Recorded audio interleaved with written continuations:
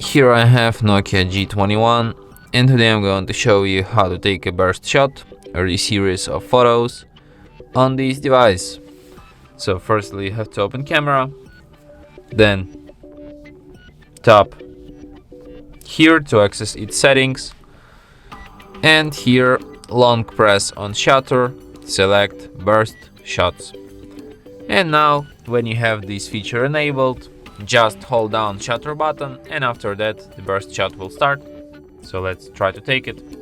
I'll just hold it, and as you can see right now I took like 20 shots. Here we can review all these 20 shots, as you can see, so easily. And that's it. Thanks for watching. If you find this tutorial useful, don't forget to hit that like button and subscribe to our channel.